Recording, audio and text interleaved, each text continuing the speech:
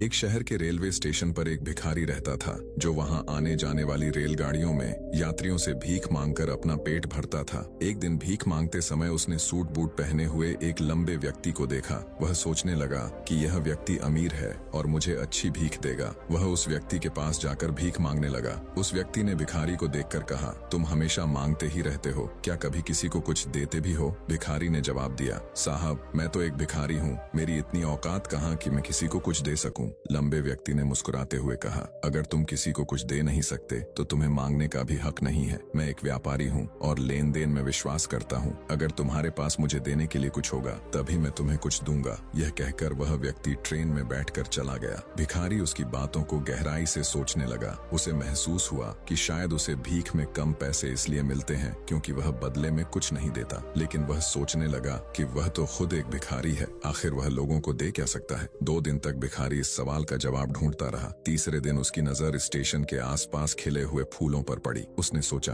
क्यों न मैं भीख के बदले लोगों को फूल दूं। यह विचार उसे बहुत अच्छा लगा। उसने कुछ फूल तोड़े और ट्रेन में भीख मांगने गया। अब जब भी कोई उसे भीख देता वह बदले में उन्हें फूल दे देता। लोग खुशी खुशी उन फूलों को रख लेते। धीरे धीरे भिखारी ने महसूस किया कि अब ज्यादा लोग उसे भीख देने लगे हैं। वह रोज फूल तोड़ता और उन्हें बांटता, लेकिन जब फूल खत्म हो जाते तो भीख मिलनी भी बंद हो जाती। यह सिलसिला कुछ दिनों तक चलता रहा। एक दिन वही लंबा व्यक्ति फिर से ट्रेन में बैठा दिखा। भिखारी उसके पास गया और कहा, साहब आज मेरे पास आपको देने के लिए कुछ फूल हैं, आप मुझे भीख दीजिए, बदले में मैं आपको फूल दूंगा। लंबे व्यक्ति ने पैसे दिए और बदले में भिखारी ने उसे फूल दिए। वह व्यक्ति खुश होकर बोला, वाह अब तुम भी मेरी तरह एक व्यापारी बन गए हो। उस व्यक्ति की बात भिखारी के दिल में फिर से उतर गई। उसने सोचा, मैं तो सच में एक व्यापारी हूँ। वह उत्साह से भर गया। उसने आसमान की ओर देखा और ऊंची आवाज में कहा, मैं भिखारी नहीं हूँ, मैं एक व्यापारी हूँ, मैं भी अमीर बन सकता हूँ। अगले दिन से वह भिखारी स्टेशन पर नहीं दिखा। 6 महीने बाद उसी स्टेशन पर 2 सूट बूट पहने व्यक्ति यात्रा कर रहे थे।